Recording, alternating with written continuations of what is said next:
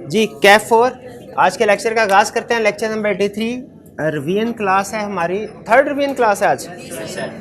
चलिए, पहली क्लास में हमने चैप्टर 2 और 3 कवर किया, दूसरी क्लास में 4 और 5, और आज हम 6 और 7 कवर करने जा रहे हैं। चैप्टर 6 और चैप्टर 7। चैप्टर 6 हमारा रिलेट करता है परफॉर्मेंस ऑफ द कॉन्ट्रैक्ट से, और चैप्टर 7 जो है वो स्पेसिफिक टाइप्स ऑफ कॉन्ट्रैक्ट। आपको पता है कुछ खास कॉन्ट्रैक्ट्स है, कुजाई कॉन्ट्रैक्ट्स, जिनमें पार्टीज का आपस में एग्रीमेंट नहीं भी होता लेकिन फिर भी हो जाता है, यानी वो बाय लॉ क्रिएट करता है। एक इसमें चैप्टर 6 और चैप्टर 8 इनका लॉजिकल रिलेशनशिप है। चैप्टर 6 का टाइटल है परफॉर्मेंस ऑफ द कॉन्ट्रैक्ट, और चैप्टर 8 है discharge of a contract. Basically जो चैप्टर 6 है ये है कॉन्ट्रैक्ट का एंड है, good ending, happy ending of a contract, ये है। और जो चैप्टर 8 है डिस्चार्ज ऑफ ए कॉन्ट्रैक्ट, ये रिलेट करता है primarily bad ending of a contract, यानी जब कॉन्ट्रैक्ट टूट जाए, ख़त्म हो जाए, तो उस वक्त क्या कॉन्सिक्वेंसेज होंगे।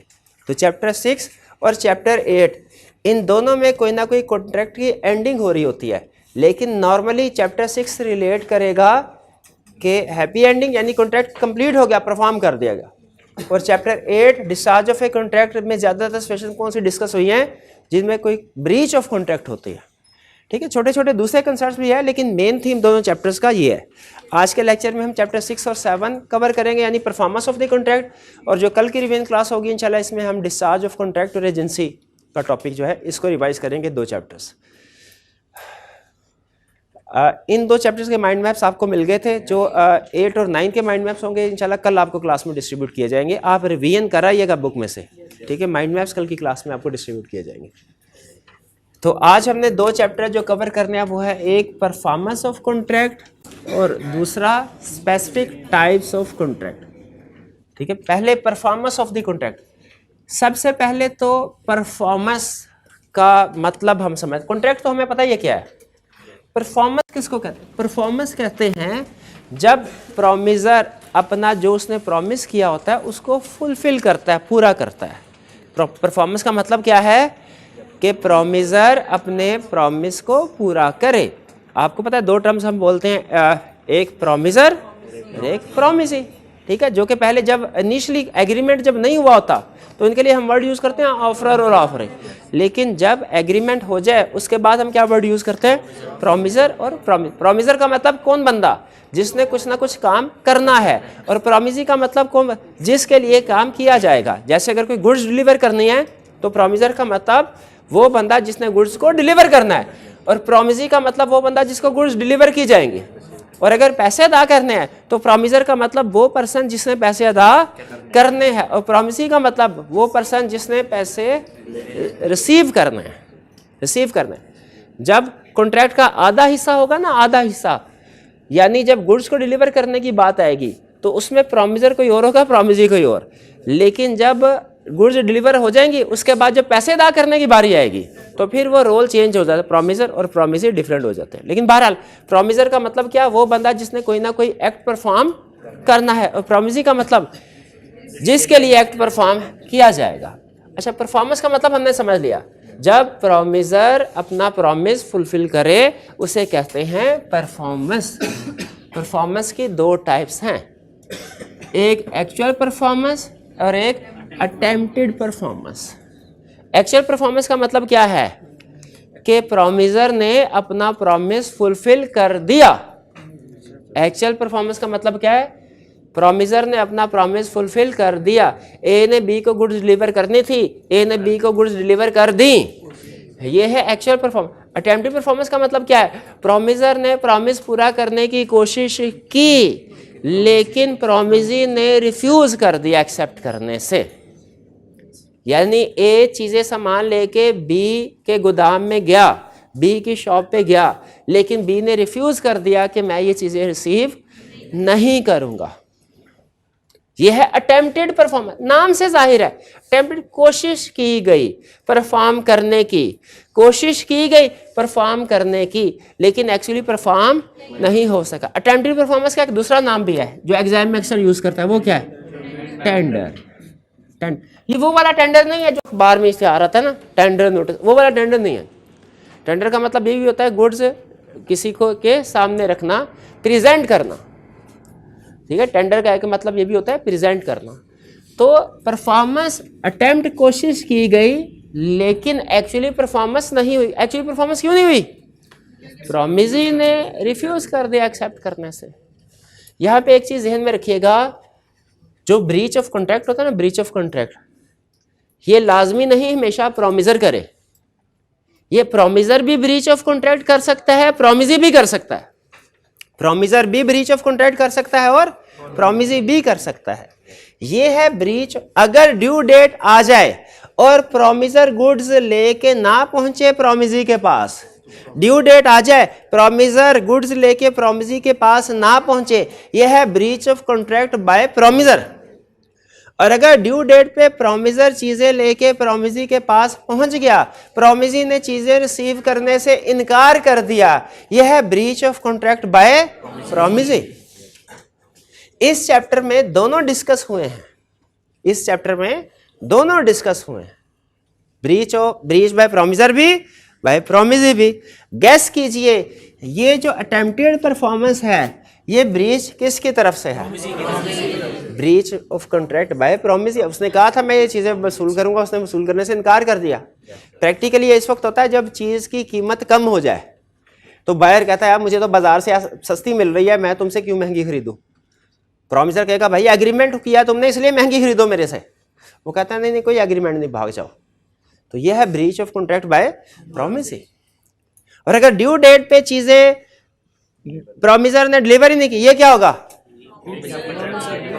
Breach of contract bye promiser. अच्छा जरा चैप्टर में मुझे ढूंढ के बताइए किस लर्निंग ऑब्जेक्टिव में breach of contract bye promiser discuss हुआ है? इस चैप्टर के अंदर किस लर्निंग ऑब्जेक्टिव में डिस्कस हुआ है? वो डिसाइड में तो बहुत से breaches, different types of breaches भी डिस्कस हुई यार। लर्निंग ऑब्जेक्टिव 7 में, हाँ 7 में कॉन्सिक्वेंसेस ऑफ नॉन परफॉर्मेंस। दोनों लर्निंग ऑब्जेक्टिव में फर्क समझ आ रहा है? ठीक है, यह है breach of contract by promisee. Promisee ने वसूल करने से इनकार कर दिया। लॉ कहता है अब आगे क्या होगा? डिपेंड करता है कि ये टेंडर ऑफ गुड्स था, गुड्स या सर्विस था, या टेंडर ऑफ मनी।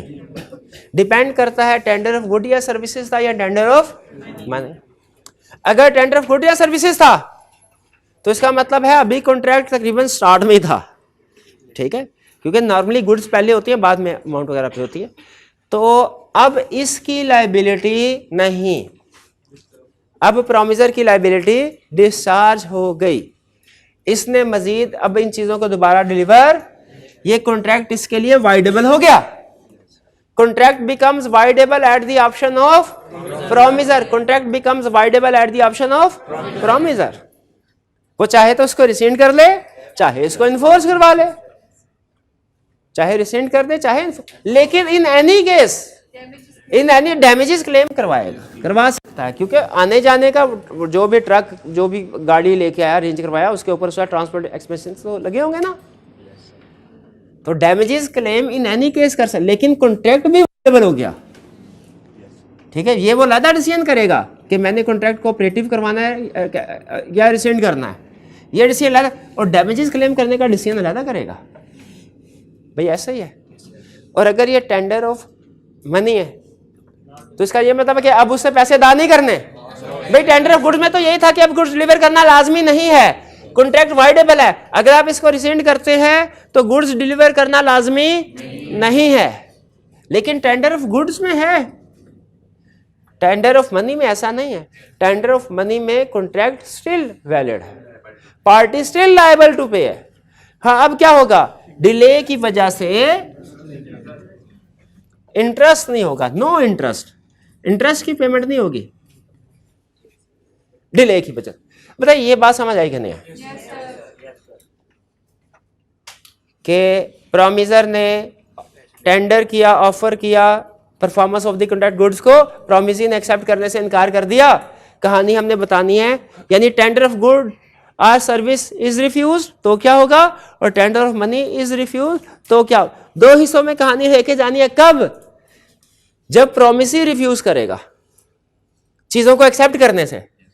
अब इसके साथ ही जोड़ के लर्निंग ऑब्जेक्टिव 7 भी कंसेप्ट रिवाइज करवा रहा हूं। और अगर प्रोमिसर ड्यू डेट पे गुड्स या सर्विसेज को डिलीवर ना करे यानी ब्रीच ऑफ कॉन्ट्रैक्ट। अब यहाँ पे डिपेंड करता है टाइम एसेंस है कि नहीं है। अगर टाइम एसेंस है तो contract becomes voidable at the option of promisor. अब की बार at the option of promisor, वो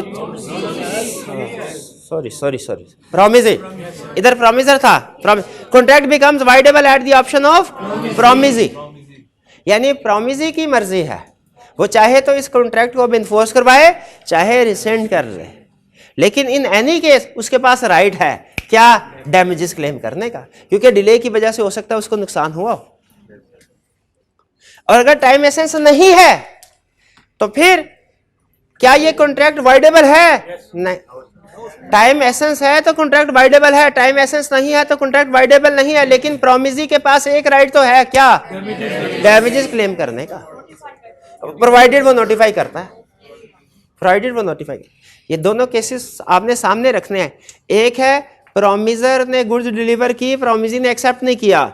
एक है प्रोमिसर ने गुड्स डिलीवर ही नहीं की टाइम पे।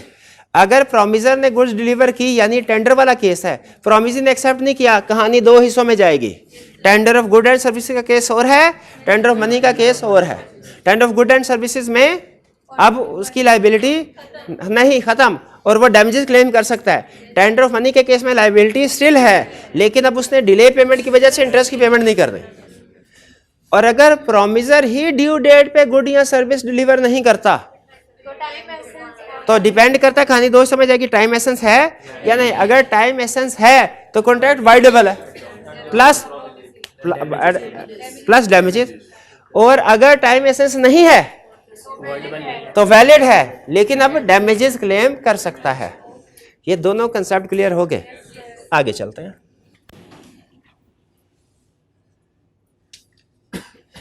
अगर प्रोमिसी गुड्स को एक्सेप्ट करने से, गुड या सर्विस को एक्सेप्ट करने से इनकार कर दे, यानी टेंडर को एक्सेप्ट ना करे, ये ब्रीच ऑफ कॉन्ट्रैक्ट है बाय। लेकिन इसके लिए जरूरी है टेंडर के सारे एसेंशियल्स पूरे हों, टेंडर के सारे एसेंशियल्स पूरे हों। एक स्टूडेंट कहने लगा सर ठहर जाएं, टेंडर को हम ऑफर ऑफ परफॉर्मेंस कहते हैं, टेंडर को हम ऑफर ऑफ परफॉर्मेंस कहते हैं, पक्की बात है। ऑफर की ना कि मैं कॉन्ट्रैक्ट को परफॉर्म कर रहा हूं, उसने एक्सेप्ट नहीं की, दूसरे बंदे ने, उसने कहा तो सर ये एसेंशियल्स ऑफ वैलिड टेंडर, ये एग्जाम में ऐसे भी पूछ सकता है, बताइए essential of valid offer of performance, ऐसे भी पूछ सकता है। तो जब वो कहे essential of valid offer of performance, तो ये तो हमने पहले पढ़े हुए हैं, ये ना पढ़ाए हमें। मैं कहा कहाँ पढ़े हैं? सर एसेंशियल्स ऑफ ऑफर में पढ़े हुए हैं, एसेंशियल्स ऑफ ऑफर में पढ़े हुए हैं। तो एसेंशियल्स ऑफ ऑफर और है, essentials of offer of performance और है।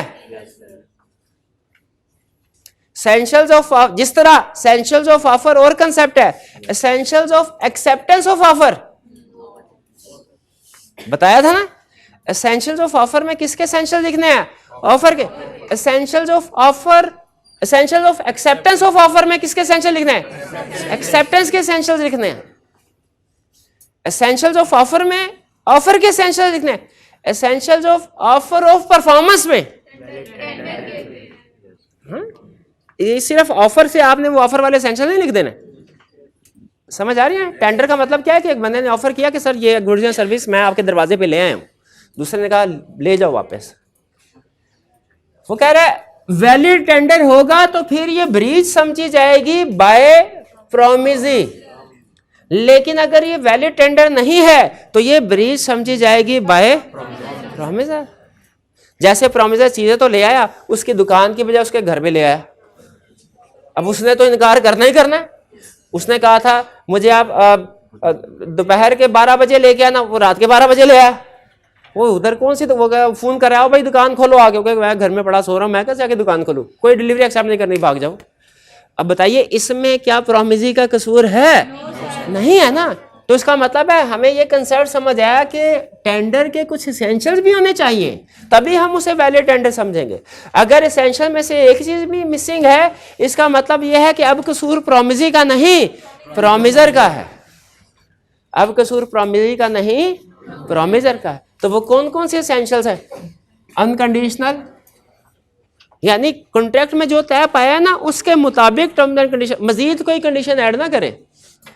जैसे एक्सेप्टेंस अनकंडीशनल होती है ना, ठीक है, उसी तरह टेंडर भी अनकंडीशनल। अनकंडीशनल का मतलब क्या है कि मजीद कोई कंडीशन अटैच नहीं होगी। जो कॉन्ट्रैक्ट में कंडीशन, टर्म्स एंड कंडीशन तय पाई हैं वो तो होंगी होंगी, मजीद कोई कंडीशन अटैच नहीं होगी।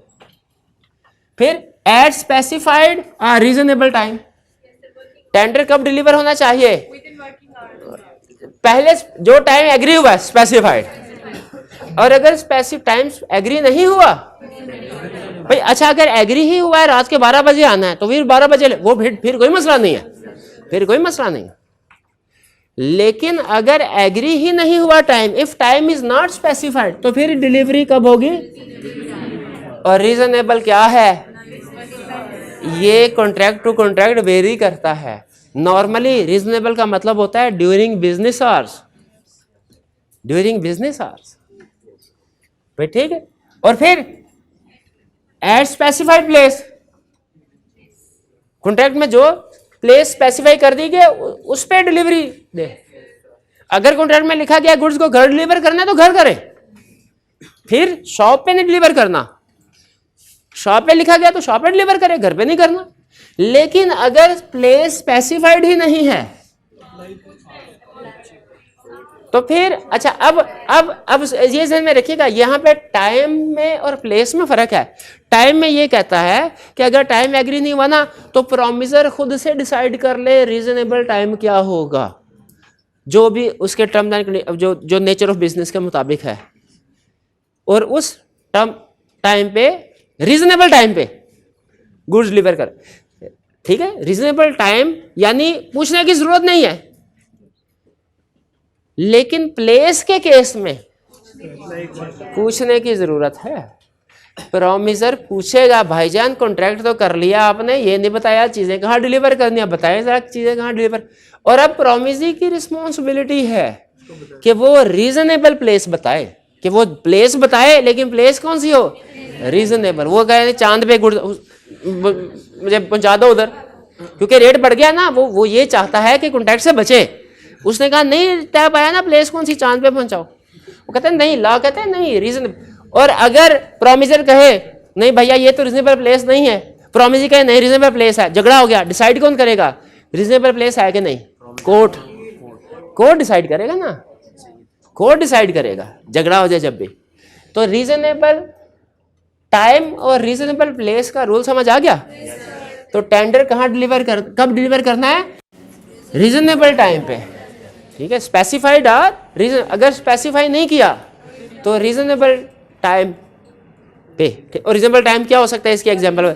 बिजनेस आवर्स, बिजनेस आवर्स के दरमियान। और स्पेसिफाइड प्लेस, और अगर प्लेस स्पेसिफाई नहीं की तो वो प्रॉमिसर कॉल करे, मस्ट अप्लाई फॉर स्पेसिफिकेशन। और प्रॉमिसरी की जिम्मेदारी है कि वो रीजनेबल प्लेस बताए। और अगर कहीं डिस्प्यूट होता है तो रीजनेबल प्लेस क्या है ये कोर्ट डिसाइड करेगा, और ये केस टू केस वेरी करता है। टू प्रॉपर पर्सन मतलब जिसके साथ एग्रीमेंट हुआ है उसी को, या उसके कहने पे जिसको वो कहे, ठीक है। यानी अगर वो कहता है मेरे एजेंट को, मैं तो भाई घर में उधर दुकान पे मेरा एम्प्लॉय बैठा होगा मैनेजर, उसको डिलीवर कर दो, डिलीवर कर देंगे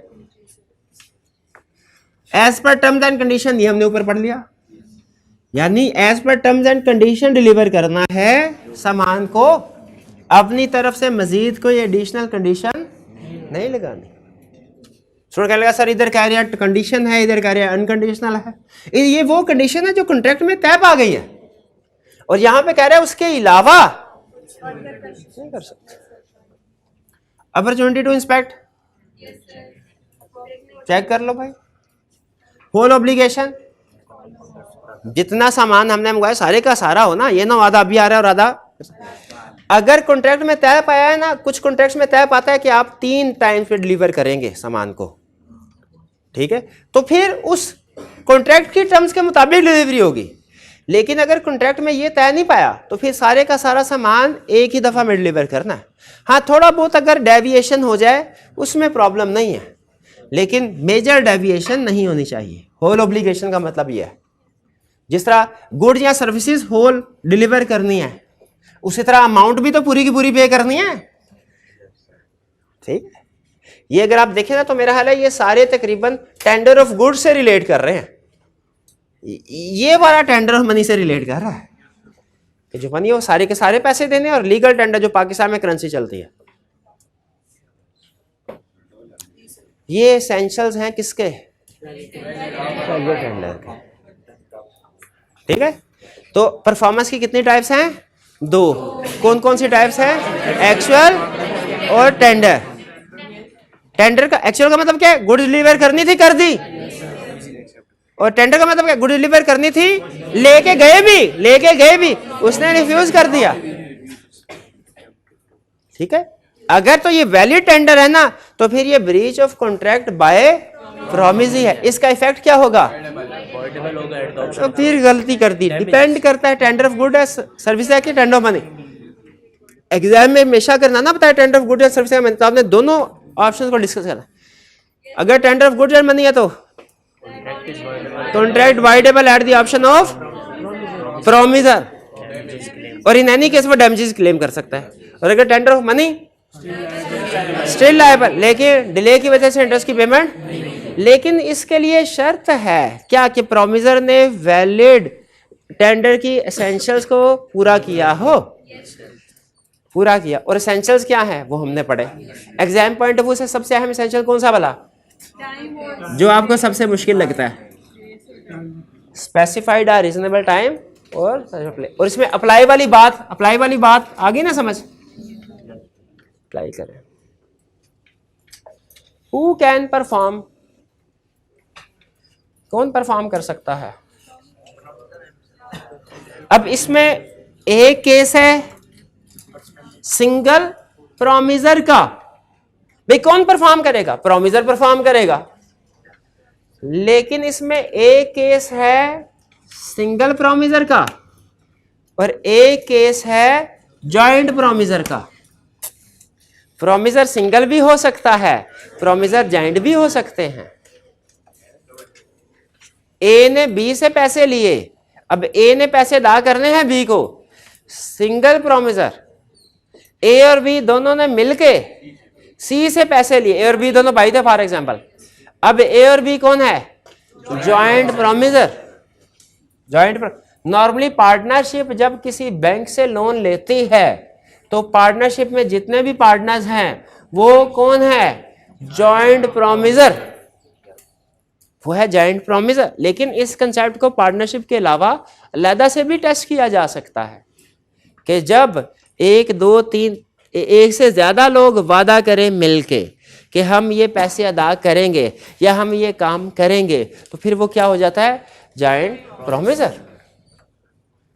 ठीक है, 2 कॉन्ट्रैक्टर ने मिलके गवर्नमेंट से वादा किया हम ये मोटरवे बनाएंगे, दोनों कॉन्ट्रैक्टर क्या हैं? Joint promisor for example. तो सिंगल प्रोमिसर और जॉइंट प्रोमिसर का फर्क समझ आ गया आपको? ठीक है। अच्छा, अब इसी तरह सिंगल प्रोमिसी और जॉइंट प्रोमिसी भी होता है, लेकिन उस तरफ नहीं लेके जाते, वो उसने नहीं डिस्कस किया, क्या जरूरत है जाने की? सिंगल हु कैन परफॉर्म, जो प्रोमिसर था वो खुद करेगा परफॉर्म, प्रोमिसर करेगा या कौन करेगा? अच्छा, उसके बिहाफ पे, मैं कह रही हूँ उसकी बीवी उसके बिहाफ, हाँ उसके बिहाफ पे प्रोमिसर खुद करेगा, प्रोमिसर हिमसेल्फ, या उसके बिहाफ पे कोई एजेंट या लीगल रिप्रेजेंटेटिव। एजेंट और लीगल रिप्रेजेंटेटिव में क्या फर्क है? अगर वो खुद अपनी जिंदगी में किसी से कहे कि भाई मेरे बिहाफ पे तुम एजेंट, और अगर वो मर जाए तो लीगल रिप्रेजेंटेटिव, लीगल। लेकिन कुछ केसेस ऐसे हैं, 2 केसेस ऐसे हैं जिनमें प्रोमिसर हिमसेल्फ ही परफॉर्म करेगा, कोई एजेंट या रिप्रेजेंटेटिव या थर्ड पार्टी परफॉर्म नहीं कर सकती। जब कॉन्ट्रैक्ट पर्सनल नेचर का हो, यहाँ कॉन्ट्रैक्ट में स्पेसिफिकली एग्री किया गया हो कि ये प्रोमिसर ही परफॉर्म करेगा। तो वो प्रोमिजर ही परफॉर्म करेगा, वो फिर थर्ड पार्टी परफॉर्म नहीं कर सकती, वो एजेंट परफॉर्म नहीं कर सकता, वो लीगल रिप्रेजेंटेटिव परफॉर्म नहीं कर सकता। लेकिन जो नॉर्मल केसेस हैं जैसे गुड्स वगैरह को सेल करना, नॉर्मल हमेशा वो तो एग्जाम में कर लेंगे। नॉर्मली जो गुड्स के कॉन्ट्रैक्ट होते हैं ना, उनमें एजेंट, लीगल रिप्रेजेंटेटिव या थर्ड पार्टीज परफॉर्म कर देते हैं, ठीक है। लेकिन जो सर्विसेज के कॉन्ट्रैक्ट होते हैं उनमें नॉर्मली प्रोमिजर हिमसेल्फ ही परफॉर्म करता है। प्रोमिजर की डेथ हो जाए तो कॉन्ट्रैक्ट भी खत्म, क्योंकि सर्विस तो उसकी अपनी एक्सपर्टीज है ना, नॉर्मली ऐसे होता है। ये समझ आया हु कैन परफॉर्म? ये था सिंगल प्रोमिजर का केस। इसमें खास तौर पे एग्जाम पॉइंट ऑफ व्यू से आपने याद रखना है वो कौन सा केसेस हैं जिनमें थर्ड पार्टी या लीगल रिप्रेजेंटेटिव एजेंट वगैरह परफॉर्म नहीं कर सकते कॉन्ट्रैक्ट। वो एग्जाम्पल है पर्सनल नेचर का कॉन्ट्रैक्ट या जब स्पेसिफिकली एग्री हो। पर्सनल नेचर के कॉन्ट्रैक्ट की एग्जाम्पल दे सकते हैं? आर्ट वर्क पहले था, मैरिज बाद में था। अच्छा मैरिज पहले है, चलें ठीक है, अगली दफा चेंज कर दें। Rules of performance in joint promise. Joint promise में रूल्स क्या हैं? पहला, भाई सारे प्रॉमिसर मिलके परफॉर्म करेंगे, सारे promiser jointly and severally liable. अब ये जॉइंटली और सेवरली का मतलब समझाया था ना। जॉइंटली का मतलब क्या है? ऑल और लायबल, किसी को भी पकड़ सकते हैं आप कि भाई आओ आके पैसे अदा करो। सेवरली का मतलब क्या है? सारे के सारे पैसे उसी से निकलवा सकते हैं। Each promiser is jointly and severally liable. अगर जॉइंट प्रॉमिसर में से एक की डेथ हो जाए, legal representative of deceased promiser along with other joint promiser ये परफॉर्म करेंगे। और अगर कोई डिफॉल्ट कर जाए उसका शेयर सारे इक्वली, जॉइंट प्रॉमिसर इक्वली। लेकिन याद रखें वो इक्वली सेटलमेंट आपस में करेंगे। एक्सटर्नल पार्टी स्टिल उनमें से किसी को भी, बाकी जिंदा को भी पकड़ के कह सकते हैं सारे के सारे पैसे तुम दो। और याद है आपको ये हमने कोई कैलकुलेशन भी की थी, कैलकुलेशन की थी ना हमने बोर्ड पे कि ये अगर इसका डिफॉल्ट हो गया तो कैसे डिस्ट्रीब्यूशन, उनकी आपस में डिस्ट्रीब्यूशन कैसे होगी। और अगर एक पार्टी ने अपने शेयर से ज्यादा पे कर दिया जॉइंट प्रॉमिसर ने, क्योंकि यहाँ पे पहले पॉइंट में हमने पढ़ा सारे के सारे पैसे एक जॉइंट प्रॉमिसर निकलवा सकते हैं। अगर किसी एक ने अपने शेयर से ज्यादा तो वो दूसरे से रिकवरी कैसे करवाएगा? वो कैलकुलेशन की थी ना हमने, इक्वली वाली। इफ रिलीज, अगर बैंक किसी एक पर्सन को जॉइंट प्रॉमिसर को रिलीज कर देता है, प्रॉमिसी किसी जॉइंट प्रॉमिसर को रिलीज कर देता है। रिलीज करने का मतलब क्या है? जाओ तुमसे पैसे नहीं मांगता, बाकी दो से मांग लूंगा पैसे, तुमसे नहीं मांगता। तो इसमें दो पॉइंट्स थे। पहला पॉइंट था बाकी के जॉइंट प्रॉमिसर लायबल हैं, और दूसरा पॉइंट था released promisor is also liable to joint promisor. Joint promisor अगर अपने शेयर से ज्यादा हिस्सा देते हैं तो वो रिलीज्ड वाले प्रॉमिसर को कहेंगे निकाल भाई इधर पैसे रख हमारे, ठीक है। और फिर जॉइंट प्रॉमिसी का भी उसने एक कंसेप्ट बताया था। जॉइंट प्रॉमिसी सारे के सारे इकट्ठे होके पैसे मांगेंगे। Joint promisee can demand performance together. ये है ना, बस लॉ का थोड़ा पॉइंट ऑफ व्यू डिफरेंट है। प्रॉमिसर के केस में कहता है एक भी पकड़ा जाए ना उससे सारे पैसे, उससे पूरे का पूरा लेकिन प्रॉमिसी के केस में कहता है कि जॉइंट प्रॉमिसी है ना, तो जब सारे मिल के पैसे नहीं मांगेंगे ना, आपने पैसे नहीं देने। Joint promisee together can demand performance. Joint promisee अलग अलग individual can not demand performance. यानी अगर जॉइंट प्रॉमिसर भी है, जॉइंट प्रॉमिसी भी है, जॉइंट प्रॉमिसी इकट्ठे कहीं जा रहे हैं, एक जॉइंट प्रॉमिसर नजर आया, उसको पकड़ के कह सकते हैं भाई पैसे निकाल सारे। और अगर जॉइंट प्रॉमिसर कहीं जा रहे हैं शहर पे, एक जॉइंट प्रॉमिसी आया, उसने उनसे कहा भाई सारे मिलके मेरे पैसे दो, भाई बाकियों को लेके आओ, जब तक उनको लेके आएगा हम निकल जाएंगे। जॉइंट प्रॉमिसी और जॉइंट प्रॉमिसर में फर्क है, ठीक है भाई। ये रूल्स क्लियर हुए परफॉर्मेंस के। अभी तक हमने क्या कुछ पढ़ा है? हमने पढ़ा types of performance, essentials of valid performance, और हमने पढ़ा रूल्स ऑफ परफॉर्मेंस। अब आगे चलते हैं। Time, place and order of performance. ये तो हमने टाइम एंड प्लेस तो वैसे पढ़ भी लिया। टाइम एंड प्लेस हमने पढ़, कोई बात दोबारा डिस्कस कर लेते हैं। अच्छा वैसे टाइम एंड प्लेस लिखा भी नहीं हुआ मेरा हाल है, इधर पढ़ लिया इसलिए नहीं लिखा हुआ। टाइम एंड प्लेस का रूल तो पता है ना? नहीं मैं भूल गया। टाइम ऑफ परफॉर्मेंस क्या है? Specified time. If no time is specified, place का रूल क्या है? Specified place. If no place is specified, promisor must ask, और प्रोमिसी की रिस्पॉन्सिबिलिटी है कि रीजनेबल प्लेस बताए। बट ठीक है। अब आ गया order of reciprocal promises. Reciprocal कैसे? ये हाँ दो ऐसे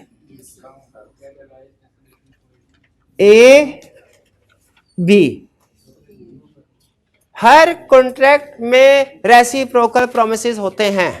रेसिप्रोकल प्रोमिस का मतलब ए ने प्रॉमिस किया बी से और बी ने प्रॉमिस किया ए से। हर कॉन्ट्रैक्ट में रेसिप्रोकल प्रोमिसेस होते हैं। आप एग्री करते हैं? नहीं मैं नहीं करता। एक्सेप्शंस भी है। Agreement without consideration, agreement without consideration है ना, उसमें रेसिप्रोकल प्रोमिसेस नहीं होंगे, सिंगल प्रॉमिस होगा।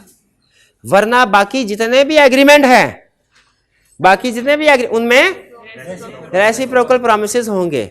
और भाई मुझे बताएंगे मैं अगला सवाल क्या पूछने लगा हूं? हाँ जी शाबाश शाबाश, माइंड मैच हुआ। बताओ शाबाश शाबाश, जल्दी बताओ। Agreement without consideration, completed gift. अरे मुझे सबसे पहले वो बताओ जो आई कैप सबसे ज्यादा पूछता है। Agreement on count of natural love and affection, फिर टाइम बार डेट, फिर चैरिटी, फिर कंप्लीटेड गिफ्ट। अच्छा चैरिटी और कंप्लीटेड गिफ्ट में क्या फर्क है भला? चैरिटी और कंप्लीटेड गिफ्ट में क्या फर्क है?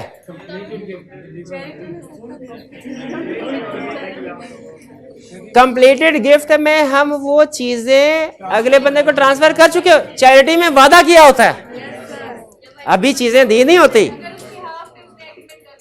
अगर उसके बिहाफ पे उसने एग्रीमेंट कर लिया तो उसकी लायबिलिटी राइज हो जाएगी कितनी? जितनी लायबिलिटी इनकर हुई है उससे ज्यादा नहीं, ये एग्रीड अमाउंट की नहीं। Agreed amount or contracted liability whichever is lower, ये था ना। तो ये नॉर्मली रेसिप्रोकल प्रॉमिसेस होते हैं। अब यहां पे हम पढ़ क्या रहे हैं?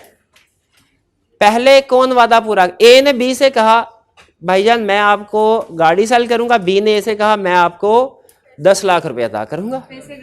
अब जो कॉन्ट्रैक्ट में हुआ है ये डिपेंड कर, वो यही समझा कह रहा है। प्रॉमिस जो है ना ये देखा जाएगा प्रॉमिस किस तरह के। कुछ प्रॉमिस होते हैं म्यूचुअल एंड कंकरेंट प्रॉमिसेस। अगर कॉन्ट्रैक्ट में लिखा हुआ है ना कि दोनों एक ही टाइम पे काम, तो इसका मतलब है ये कंकरेंट प्रॉमिसेस हैं। नॉर्मली सेल ऑफ परचेज के जितने कॉन्ट्रैक्ट्स होते हैं नॉर्मली वो कंकरेंट होते हैं। ठीक है, ऑन द स्पॉट आप चीजें वो पेमेंट करते हैं और आपके नाम पे वो ट्रांसफर हो जाते हैं।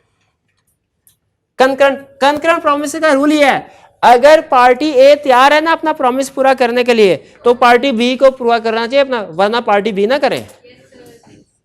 ए और बी के दरमियान में एग्रीमेंट हुआ गाड़ी का, ड्यू डेट पे ए गाड़ी लेके आया ही नहीं, वो कहने लगा कि जी तय ये हुआ था कि दोनों सेम डे में होगा। कह रहे वो गाड़ी जो है ना उसका थोड़ा सा काम रिपेयरिंग का हो चल रहा है, अगले हफ्ते गाड़ी मिल जाएगी आपको। पैसे भी अगले हफ्ते। अगर एक पार्टी अपना प्रॉमिस पूरा नहीं कर रही तो दूसरी को भी पूरा, क्या आप दूसरी पार्टी के खिलाफ जो हमें कैश नहीं दे रही हम ब्रीच ऑफ कॉन्ट्रैक्ट का केस फाइल कर सकते हैं? नहीं कर सकते। वो क्यों करना है? वो आपने गुड जी ने, बल्कि वो पार्टी हमारे खिलाफ ब्रीच ऑफ कॉन्ट्रैक्ट का केस फाइल कर सकती है और ड्यू डेट के ऊपर गाड़ी नहीं। म्यूचुअल एंड डिपेंडेंट प्रॉमिस ये कौन से होते हैं? अगर एग्री हुआ कि एक पर्सन पहले प्रॉमिस परफॉर्म करेगा, फिर दूसरा पर्सन परफॉर्म करेगा, तो इसे कहते हैं म्यूचुअल एंड है तो सारे म्यूचुअल, दो तरफा है ना सारे, रेसिप्रोकल म्यूचुअल तो हो गए। फर्क किसी का, कंकरेंट है, डिपेंडेंट है कि इंडिपेंडेंट है। डिपेंडेंट का मतलब क्या है, एक पार्टी का प्रॉमिस दूसरी पार्टी पे डिपेंडेंट हो। हमने फर्नीचर वाले से कहा भैया फर्नीचर बनाओगे, उसने कहा लकड़ी तुम लाओगे, फर्नीचर मैं बनाऊंगा। अब ये डिपेंडेंट है, ये किस पे, लकड़ी लाने पे। अगर मिस्टर ए वो वुड ही ना लेके आए, मिस्टर बी क्या वो प्रॉमिस पूरा करेगा? नहीं करना चाहिए उसको। डिपेंडेंट, तो डिपेंडेंट में जो पहले एग्री हुआ है, जिस पे डिपेंड कर रहा है, वो प्रॉमिस पहले परफॉर्म हो। अगर पहले वाला प्रॉमिस परफॉर्म नहीं हुआ, दूसरे वाला पे नहीं कर रहा। मैंने इनके साथ एग्री किया, मैं आपको 10,000 रुपये एडवांस दूंगा, आप मेरे लिए फॉर एग्जाम्पल कोई गुलदान बना दीजिएगा। अब मैंने इनको 10,000 दिया ही नहीं, क्या ये गुलदान बना के देंगे मुझे? नहीं देंगे, नहीं देंगे। आगे चल, इलीगल प्रॉमिस, ओहो इलीगल प्रॉमिस, ये तो हम कई दफा पढ़ चुके हैं। अच्छा, पार्टली का भी पढ़ चुके हैं, डिपेंडेंट का भी पढ़ चुके हैं। अच्छा, अगर अल्टरनेट प्रोमिसेस हों, एक लीगल और दूसरा इलीगल, अल्टरनेट का मतलब क्या होता है? अल्टरनेट का मतलब होता है या ये और या ये, ठीक है। और इसमें अगर एक पार्ट लीगल और एक इलीगल, लीगल पार्ट इन्फोर्स करवाया जा सकता है, इलीगल नहीं करवाया जा सकता, ठीक है। If alternate promises perform legal only, ठीक है। और अगर एक ही कॉन्ट्रैक्ट एंड है तो फिर सेपरेबल नहीं है, उस सूरत में ये कॉन्ट्रैक्ट परफॉर्म नहीं होगा, ठीक है। यानी मेन रूल क्या हुआ? मेन रूल हमारा क्या हुआ कि अगर लीगल और इलीगल एक कॉन्ट्रैक्ट के अंदर दोनों टर्म्स एग्री हुई हैं, तो बेसिक रूल क्या है हमारा? हमने देखना है लीगल को इलीगल से सेपरेट किया जा सकता है कि नहीं। अगर सेपरेबल है तो जो सेपरेट लीगल पार्ट है वो इन्फोर्सेबल है, और जो लीगल पार्ट नहीं है। अच्छा, 2-3 एग्जांपल क्विकली से बताते जाएं। ये भाई को मैंने जॉब दी और कहा क्या हो गया, आपको 30,000 पर मंथ मिलेगा और साथ में आपकी फेवरेट चीज कोई क्या, चरस। एंड लिखा है, दोनों चीजें मिलेंगी, लीगल और इलीगल दोनों सेपरेबल है, ये एग्रीमेंट वॉइड है। फिर मैंने कहा यहाँ 30,000 ले लीजिएगा या चरस ले लीजिएगा। अब सेपरेबल है, बिल्कुल सेपरेबल है। ये चर्च के लिए वाइड और पेमेंट 30,000 वैलिड। और अगर ये तो हो गया ना अल्टरनेट प्रोमिसेस। एक आगे एग्जांपल आती थी जब एग्रीमेंट होते थे, एक एग्रीमेंट के अंदर दो एग्रीमेंट तय हो सकते हैं, एक एग्रीमेंट के अंदर दो एग्रीमेंट हो सकते हैं। पहला एग्रीमेंट, अब इसमें देखिए एक एग्जांपल लीगल होगी एक इलीगल। पहला एग्जांपल, घर बेच रहे हैं 10 लाख का, लेकिन अगर इसको गैम्बलिंग के लिए यूज किया तो फिर 5 लाख और अदा करने पड़ेंगे। अब इसमें पहला एक एग्रीमेंट लहदा है, दूसरा लहदा है, लीगल इन्फोर्स किया जाएगा, और सेकंड पार्ट इलीगल। और अगर पहले इलीगल आ जाए बाद में लीगल, तो कोई भी नहीं हो सकता। दो लोगों ने जाए एग्जांपल एग्री किया था कि हम स्मगलिंग करेंगे और आखिरी स्मगलिंग है हमारी, उसके बाद सारी जिंदगी ईमानदारी से तिजारत करेंगे, ठीक है। अब बताइए ये एग्रीमेंट वैलिड है? नहीं है वैलिड। ना ईमानदारी से तिजारत वाला वैलिड है, उसमें जो भी टर्म्स एंड कंडीशन एग्री की वो वाइड थी, उनके ऊपर एक्शन नहीं लिया। वो पार्टनरशिप का एग्रीमेंट था, बाद में लॉ ने कहा भाई इसका ओरिजिनेशन ही इलीगल है, तो बाद में पार्टनरशिप की प्रोविजन को फर्क। तो ये समझ आया। इफ डिफरेंट, मैंने आपको ये भी बता दिया अल्टरनेट प्रोमिसेस और का केस पहले बताया मैंने आपको, आपने देखा सेपरेबल है कि नहीं। फिर बताया अगर अल्टरनेट प्रोमिसेस है और का केस तो क्या होगा, अगर एंड का केस है तो क्या होगा, और अगर first legal and then illegal का एग्रीमेंट है, और फिर फर्स्ट इलीगल देन लीगल का है, कोई भी भाई ये क्लियर हो गया। Preventing party to perform, preventing party to perform the contract, ये हमने कंसेप्ट कहीं पढ़ा हुआ लग रहा है। कहाँ पढ़ा? अकाउंटिंग में? नहीं, ये कंसेप्ट कहाँ पढ़ा? यानी प्रोमिसर अपना प्रॉमिस पूरा करना चाहता है लेकिन प्रॉमिसी उसको रोक रहा है।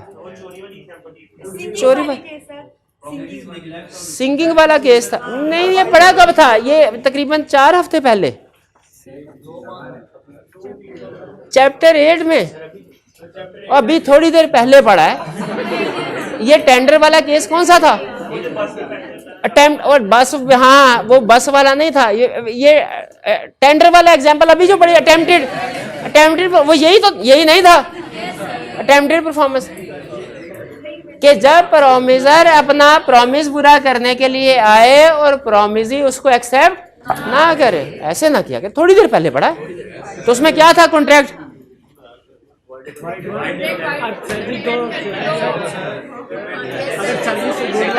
गुड एंड सर्विस वाला है तो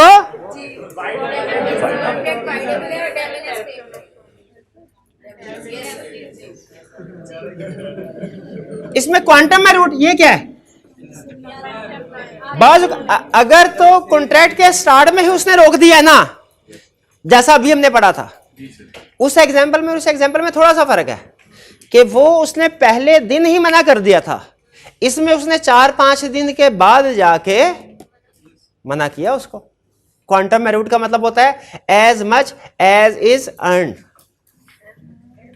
यानी जितना हिस्सा, जितना को काम आप कर चुके हैं ना, उतने को पैसे अदा करने। तो यहां पे है वही वाइडेबल डैमेजेस, लेकिन अगर कुछ ना कुछ कॉन्ट्रैक्ट का हिस्सा परफॉर्म कर चुके हैं तो जितने पैसे मिल, वो सिंगर वाली एग्जांपल थी ना, सिंगर के साथ एग्रीमेंट हुआ कि वो अब हर वीक एक दिन सिंगिंग करेगा। वो पहले दिन आया, उसे मैनेजर ने पहले दिन ही कह दिया फारिग हो तुम। ये भी यही केस है। इसमें कॉन्ट्रैक्ट वाइडेबल है क्या? ये अटेम्प्टेड परफॉर्मेंस है? अटेम्प्टेड परफॉर्मेंस है, कॉन्ट्रैक्ट वाइडेबल है, डैमेजेस सिंगर क्लेम कर सकता है। और अगर वो उसे 4 वीक्स के बाद कहे फारिग हो तुम, अब भी सेम अटेम्प्टेड परफॉर्मेंस थी, कॉन्ट्रैक्ट वाइडेबल है, डैमेजेस भी क्लेम कर सकता है, लेकिन जो फर्स्ट 4 वीक्स वो परफॉर्म कर चुका है उसके पैसे मिलेंगे कि नहीं मिलेंगे? इस असूल को कहते हैं क्वांटम में रूट, रूल ऑफ क्वांटम में रूट, कि अगर कॉन्ट्रैक्ट पूरा नहीं हो पाया, आधा रह गया, अधूरा रह गया, तो जितना को अधूरा रह गया उस हिसाब से पैसे मिलने चाहिए। अच्छा, मुझे एक समझ नहीं आई, ये कंसेप्ट समझ आ गया, ये भी समझ आ गया मुझे, ये भी आ गया, ये भी आ गया, ये भी आ गया। मुझे ये नहीं समझ आई कि इस हेडिंग के अंडर के rules of performance of reciprocal promises, इसके अंडर ये होना चाहिए, ओके, ये होना, ओके, ये ओके, ये क्यों है? इलीगल प्रोमिसेस के अंडर क्यों डिस्कस हो रहा है? प्रिवेंटिंग पार्टी टू परफॉर्म, ये इसके अंडर, इस हेडिंग के अंडर क्यों डिस्कस हो रहा है? हाँ, रूल्स है। आई कैब ने डिस्कस कर दिए, हमने भी कर दिए।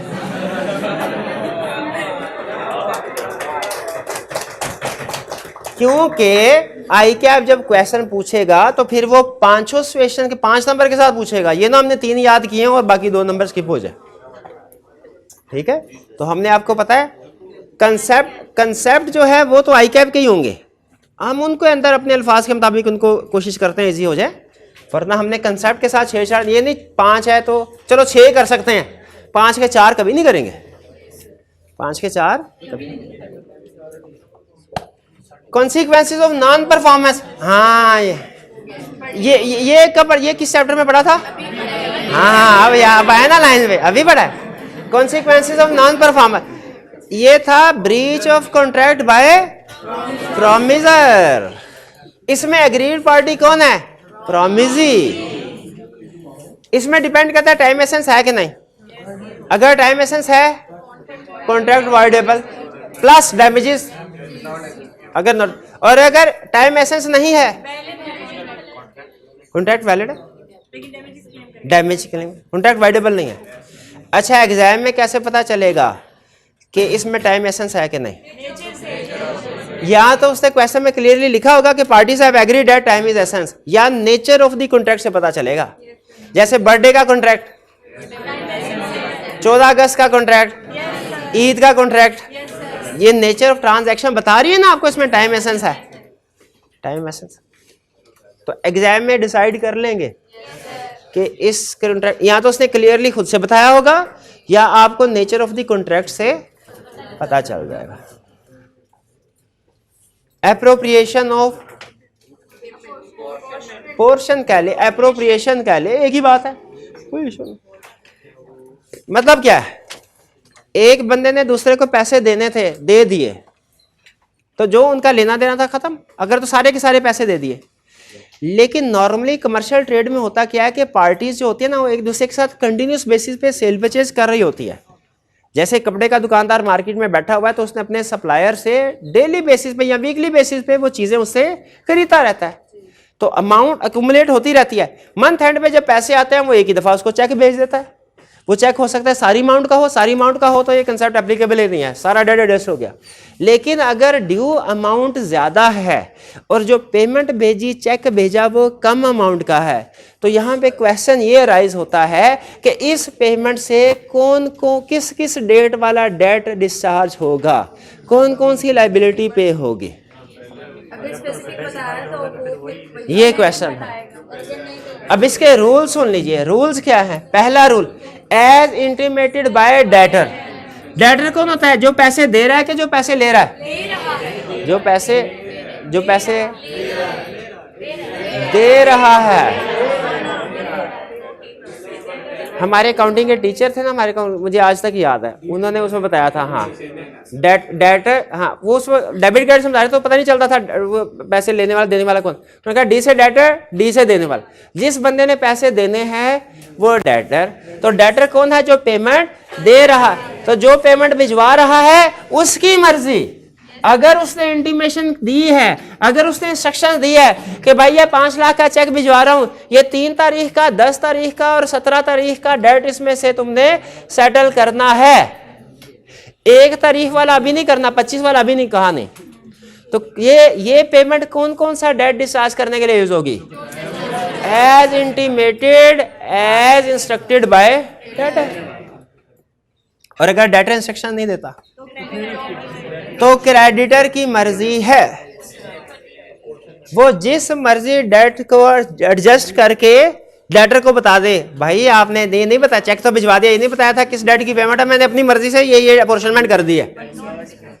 लेकिन इस अपनी मर्जी चलाने में भी कुछ चीजों का ध्यान रखना है। इसमें कोई भी डेट आप एडजस्ट कर सकते हैं, डिस्प्यूटेड डेट नहीं। इवन टाइम बार डेट भी एडजस्ट कर सकते हैं, डिस्प्यूटेड डेट नहीं। लेकिन फर्ज कीजिए डेटर ने इंस्ट्रक्शन नहीं भेजी, क्रेडिटर जो था उसने भी चेक वसूल कर लिया, लेकिन उसने भी एलोकेशन एप्रोप्रिएशन नहीं की और नहीं बताया उसने डेटर को कुछ कि किस डेट की एलोकेशन की है। अब क्या रूल होगा? अब एलोकेशन होगी सीक्वेंस ऑफ, वो क्या आप कहते थे आप, वो 5 basis, 5 basis, first in first out. लेकिन इस फर्स्ट इन फर्स्ट आउट में टाइम बार डेट को एडजस्ट कर सकते हैं, गारंटी डेट को एडजस्ट कर सकते हैं, जो गारंटीड नहीं है उसको कर सकते हैं, डिस्प्यूटेड को कर सकते हैं, डिस्प्यूटेड को नहीं कर सकते हैं। और अगर किसी केस में प्रिंसिपल और मार्कअप दोनों ड्यू हैं तो पहले मार्कअप एडजस्ट होगा, बाद में प्रिंसिपल। भाई ये क्लियर हुआ एप्रोप्रिएशन।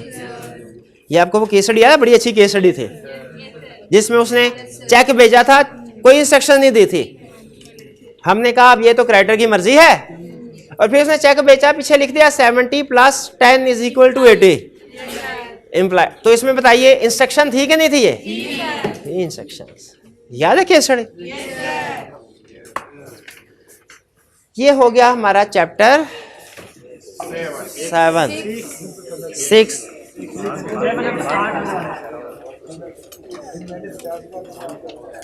थोड़ा रिलैक्स हो जाए, रिलैक्स, सीट के साथ टेक लगाएं, आंखें बंद करके गहरे गहरे सांस, अपनी जेबों में हाथ डाल लें भाई। आंखें बंद करने की सूरत में रिस्क है, जेबों में हाथ डाल के आंखें पैसे नहीं है कोई बात नहीं।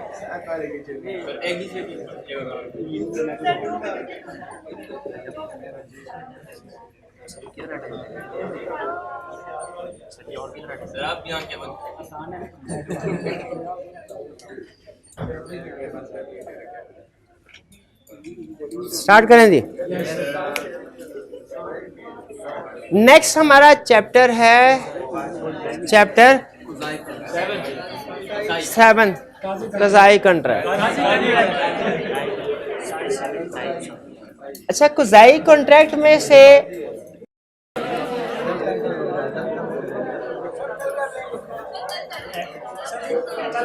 कल कर लेंगे, इजाजत है आपकी? चले कोई बात नहीं, वो कल कर ले, वो मेहनत कर। चले फिर अब कल कर लेते हैं, ठीक है।